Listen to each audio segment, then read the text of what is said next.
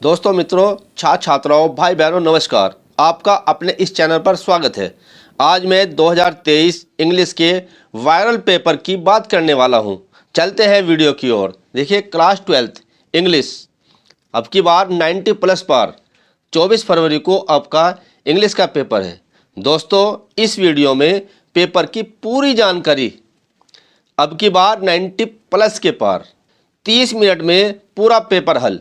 ये viral paper है, इसको आप पूरा देखें और अंत तक बने रहे। और इसको जो है वीडियो को लाइक करें और चैनल को सब्सक्राइब जरूर करें। देखिए, चलते हैं। ये देखिए, 2023 इंग्लिश क्लास 12, ये मैक्सिमम मार्क्स जो है 100 है। देखिए, टाइम जो है 3 घंटा और 15 मिनट है। 15 मिनट जो है आपको जो है इसके पेपर को पढ़ने के लिए दिए जाते हैं। नंबर 1 है, the first 15 minutes are allotted to the candidates for the reading the question paper।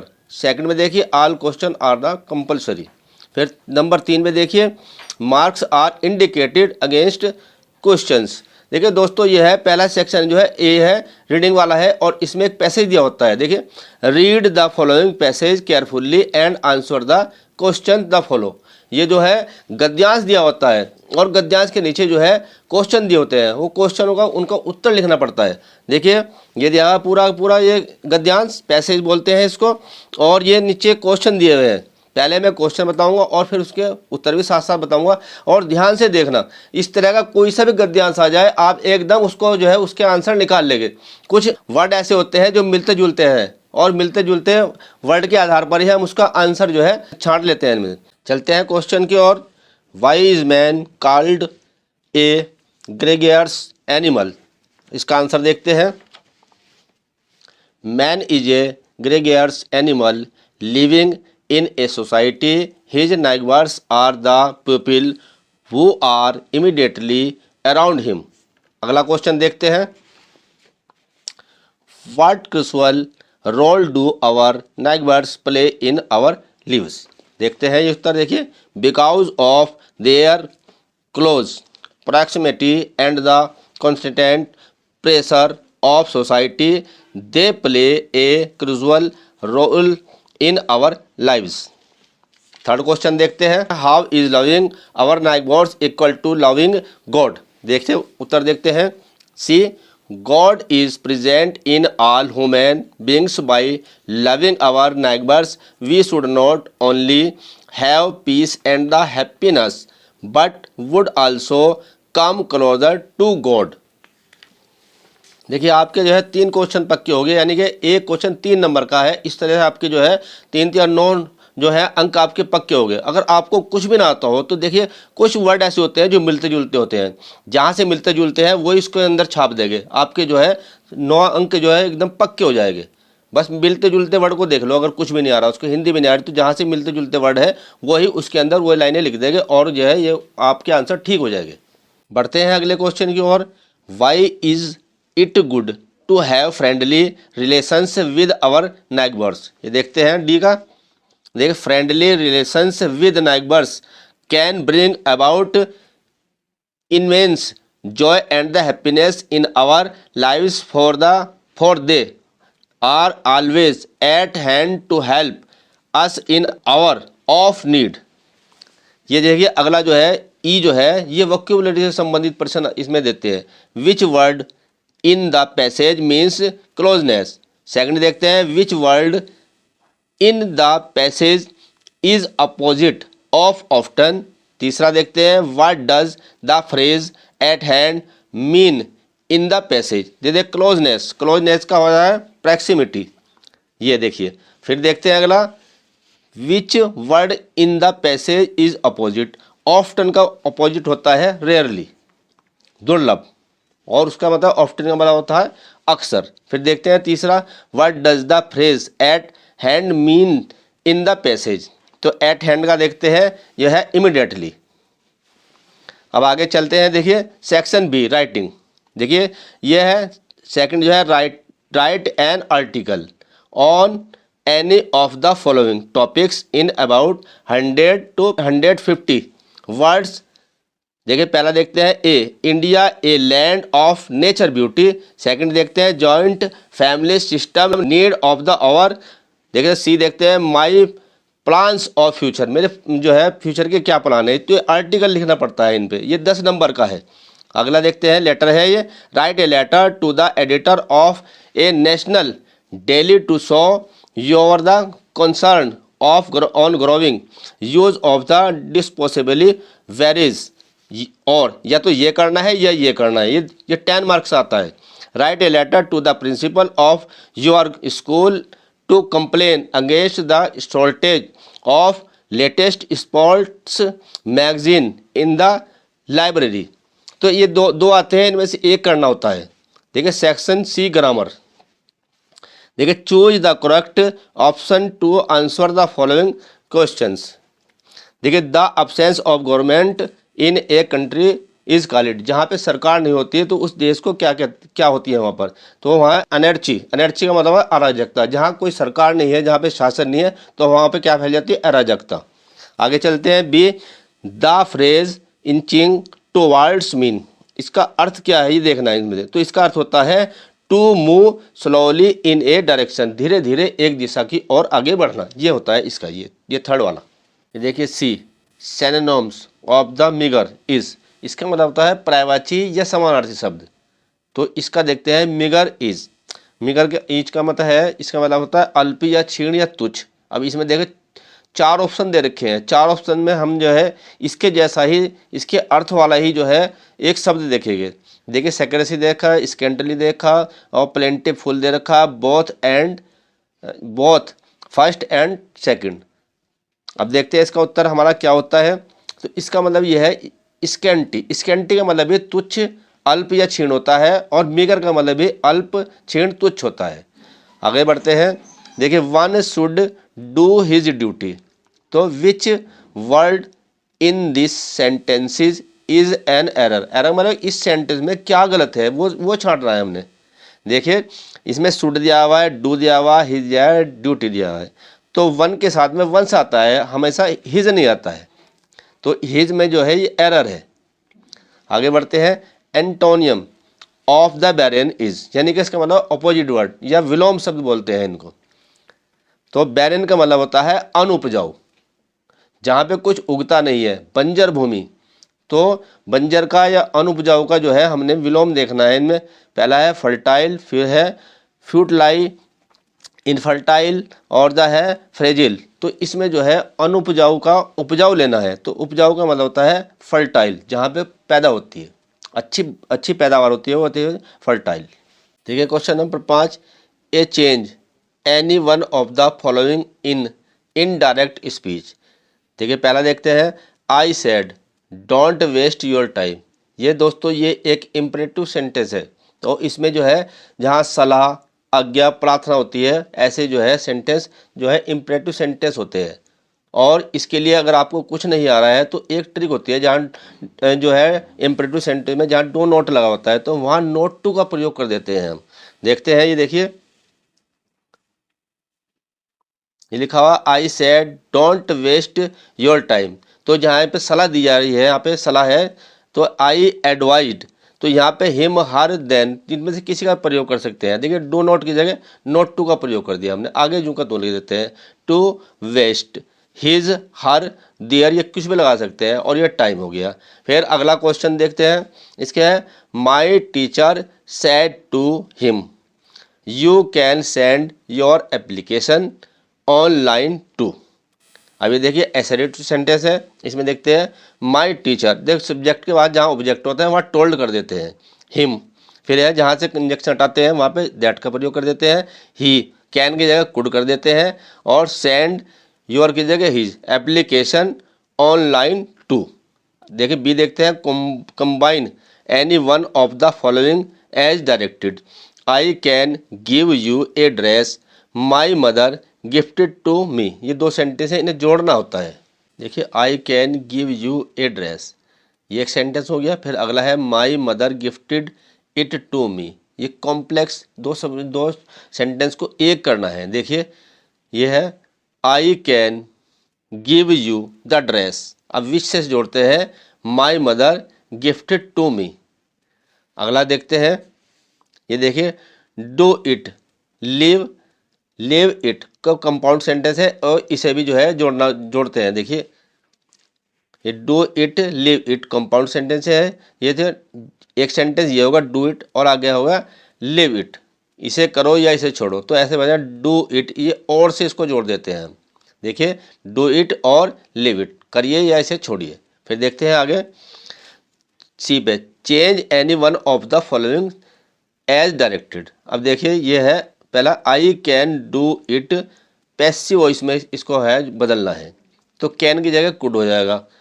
I could B, do का थर्ड फॉर्म जो डन हो जाएगा और नए ऑब्जेक्ट से पहले बाई का प्रयोग और फिर मी हो जाएगा, तो I could be done by मी।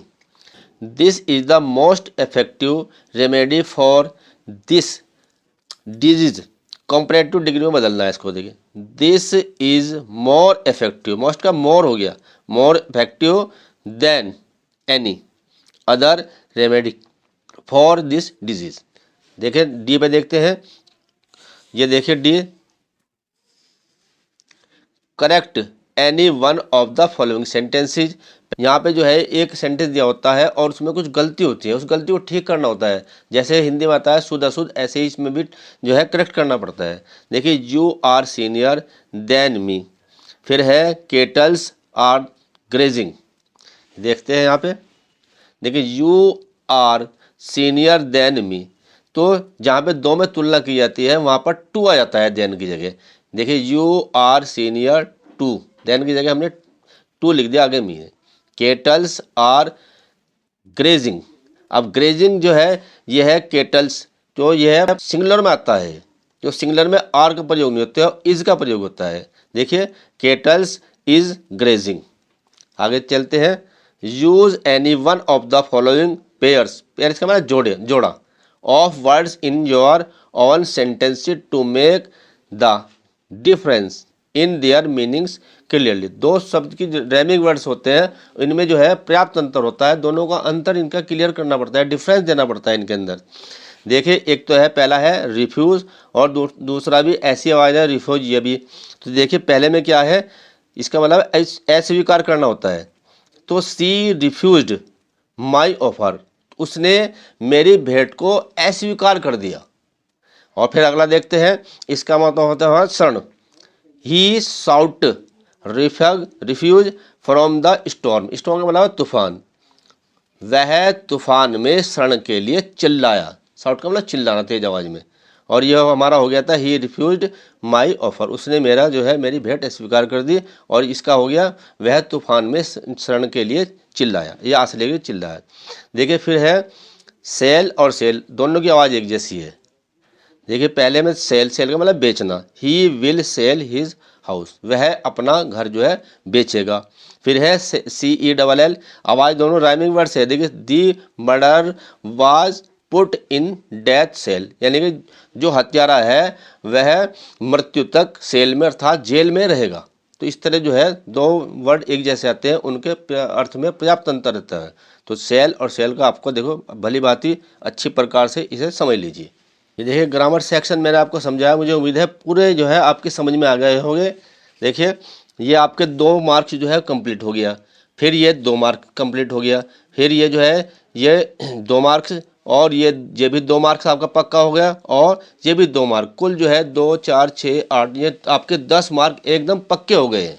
बढ़ते हैं क्वेश्चन 6 की ओर। देखिए translate the following passage in English, ऐसे जो है एक पैराग्राफ दिया होता है, गद्यांश दिया होता है, पैसेज बोलते हैं इसको, तो उसकी हमने जो है अंग्रेजी बनानी होती है। देखिए पहले मैं पढ़ रहा हूँ, फिर इसकी अंग्रेजी जो आपको बताई जाएगी।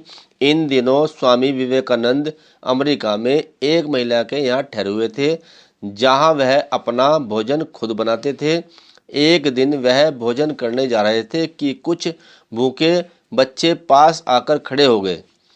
स्वामी विवेकानंद ने अपनी सारी रोटियां उन बच्चों में बांट दी। यह देख महिला ने उनसे पूछा, आपने सारी रोटियां जो है बच्चों को दे दी, अब आप क्या खाएंगे? उन्होंने मुस्कुराकर जवाब दिया, रोटी तो केवल भूख शांत करने वाली चीज़ है, यह मेरे पेट में नहीं तो उनके पेट में सही, देने का आनंद पाने के आनंद से बढ़कर है।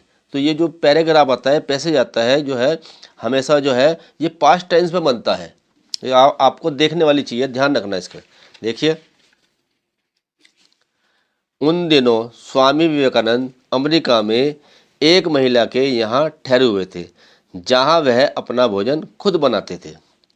देखिए, इन दोज डेज, उन दिनों, in those days Swami Vivekananda, in those days Swami Vivekananda was वर्ग का प्रयोग होता है, वाज या वर्ग का, स्टेइंग में ना ठहरे हुए थे, एट ए वुमेन्स प्लेस, मतलब महिला के घर में, इन अमेरिका। अब देखिए, हाँ, वेयर ही यूज्ड, वह जहाँ वह अपना भोजन खुद बनाते थे, where he used to cook, भोजन का कुक, हिज अवन फूड, अपना भोजन। अब देखते हैं, एक दिन वह भोजन करने जा रहे थे कि कुछ भूखे बच्चे पास आकर खड़े हो गए। एक दिन का मतलब वन डे, वह का मतलब ही। देखिए, यहाँ पे वाज आ रहा है क्योंकि सिंगुलर नाउंस है तो वहाँ यहाँ वाज आ रहा है, और जहाँ प्लूरल नाउंस होता है वहाँ वर्ग का प्रयोग होता है, और जो पैसेज होती है उसमें जो है मोस्टली जो है वह जो है पास्ट टेंस में बनता है।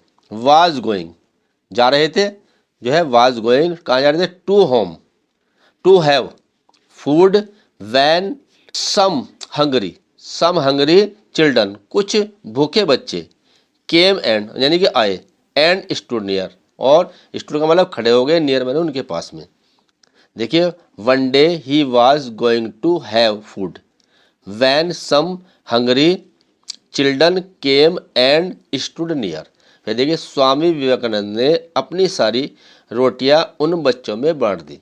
देखिए, स्वामी विवेकानंद की, स्वामी विवेकानंद है, डिस्ट्रीब्यूटेड मैंने बांट दी, पास्ट टेंस का है तो इसलिए डिस्ट्रीब्यूटेड हो गया। ऑल हिज रोटीज, अपनी सारी रोटियां, all his rotis among, among बहुत सारे बच्चे हैं तो एमोंग का प्रयोग हुआ इसलिए यहाँ पे। दैट दोज, दो चिल्ड्रन मैंने उन बच्चों में, Swami Vivekananda distributed all his rotis among दो चिल्ड्रन, यानी उन बच्चों में अपनी सारी रोटी बांट दी। यह देखकर महिला ने पूछा, तो यह देखकर का मतलब सीइंग दिस, यह देखकर मैं सीइंग दिस द वुमेन, आपने सारी रोटियां बच्चों को दे दी, अब आप क्या खाएंगे। Seeing this the women asked him, पूछने की है, देखकर पूछा मैंने, seeing this the women asked him. फिर क्या कहा, अपनी सारी रोटी बच्चों को दे दी है। यू हैव गिवन, देने का मतलब गिवन, ऑल योर रोटीज, अपनी सारी रोटियां किन्हें दे दी, टू द चिल्ड्रन, रोटी को दे दी, अब आप क्या खाएंगे। तो क्या बीच में आ रहा है, देखिए, what will you eat now, now का मतलब अब, ईट का मतलब खाना, यू मतलब तुम, अब आप क्या खाओगे। नाउ पहले भी लिख सकते हैं और लास्ट में भी लिख सकते हैं। उन्होंने मुस्कुराकर जवाब दिया, तो ही replied with a smile, replied का मतलब उत्तर दिया, उन्होंने उत्तर दिया कहे के साथ में, मुस्कुराहट के साथ में। देखिए, रोटी तो केवल भूख शांत करने वाली चीज है, roti is the thing that the satisfies hunger only, यह मेरे पेट में नहीं तो उनके पेट में सही। If it is not in my stomach that it is for their stomach, stomach मतलब पेट होता है। देने का आनंद पाने के आनंद से बढ़कर है, दे जॉय ऑफ द गिविंग, देने का, is the greater than the Joy of the receiving. देखिए, देने का आनंद पाने के आनंद से बढ़कर है, the Joy of the giving is greater than the Joy of receiving. इस प्रकार से आप इसे अच्छे प्रकार देखना, सारा जो भी जितना भी पैसेज आता है वह हमेशा पास्ट टेंस में आता है, वाज वर्ग का प्रयोग होता है, और थर्ड फॉर्म इसमें जो है कहीं थर्ड आती है कहीं सेकंड का, तो उसको ध्यान रखिएगा। दोस्तों, बढ़ते हैं अगले क्वेश्चन की ओर।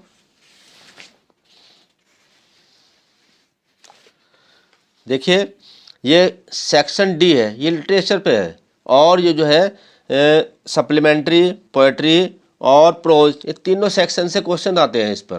Question number 7, answer the following questions in about 40 words each. ये देखिए, 40 शब्द में इसका उत्तर देना पड़ता है। ये दो है, इनमें से एक जहाँ और लगाया है वहाँ पे ऊपर वाला या नीचे वाला, दोनों में से एक करना पड़ता है। देखिए, who are the inhabitants of Seemapuri, what do they do for their survival, और who was Rajkumar Shukla, what did he do to bring Gandhi ji to Champaran. इनमें से दोनों में से एक करना पड़ेगा, 4 अंकों का है। देखिए बी देखते हैं, why did mister Hamel blame parents and himself for not paying proper attention to the study of French. और why did the peddler consider the world as a rat trap. Question number 8 देखते हैं, answer any one of the following in about 80 words. ये 7 अंकों का आता है और 80 शब्दों में इसका उत्तर देना होता है। देखें, A all we have to fear is fear itself, justify this statement on the basis of the lesson deep water. B देखते हैं, describe the plight of rag pickers as depicted in the lesson the lost spring. Question number 9 की ओर बढ़ते हैं, read the following extract carefully and answer the questions that follow and the old familiar ache my childhood sphere, but all I said was see you soon Amma, all I did was smile and smile and smile. A what is the fear that has always pained the poetess। ये 3 गुना 2 यानी कि जो है ये 6 marks के हैं। देखिए B, what is the contrast between the poetess feelings and her words। सी देखते हैं, why did the poetess keep on smiling only। देखते हैं question number 10, write the central idea any idea of any one of the following poems। ये 4 number का आता है। देखिए ए keeping quiet, B है a thing of beauty, very very important है ये, इसको आप अच्छी प्रकार से तैयार कर लेंगे। देखिए सी देखते हैं, आंट जेनिफर्स टाइगर, ये 4 नंबर का आपके पक्का हो जाएगा ये। देखिए question number 11, answer the following questions in about 40 words each. 40 शब्दों में आपने इसका उत्तर देना है। देखिए, what things on the third level were different from those on the other levels. और ये describe the environmental features of Antarctica, इसके बारे में वर्णन करना है जो है यह ऊपर वाले का। अब देखते हैं आगे, अगले क्वेश्चन की ओर बढ़ते हैं, why did the Maharaja decide to suffer the huge loss instead of allowing the British officer to get photographed with the hunted tiger. और why was the Jo not happy with Jack's ending of Roger Skunk's story. देखिए अंतिम question की ओर बढ़ते हैं, answer any one of the following questions in about 80 words. ये भी 80 शब्दों का है और 7 मार्क्स का है ये। A what brings Derry closer to mister Lam. B what impression of Shadow as a doctor and a human being do you from on the basis of the story the enemy. तो इस प्रकार से हमने पूरे जो है paper को अच्छी प्रकार से देगा और आपकी समझ में भी अच्छी प्रकार से आ गया होगा। इसको आप भली भांति तैयार कर ले, आपके बहुत अच्छे अंक आएंगे। मैंने हिंदी का पेपर भी आपको बताया था, देखिए आपका बहुत अच्छा पेपर हुआ था, बच्चों ने कमेंट्स भी बहुत सारे किए थे। इसके भी आप अच्छी प्रकार से तैयारी कर लेना और वीडियो पसंद आए तो लाइक कीजिए, चैनल को सब्सक्राइब कीजिए, अपने दोस्तों से शेयर भी इसको अवश्य कीजिए। धन्यवाद।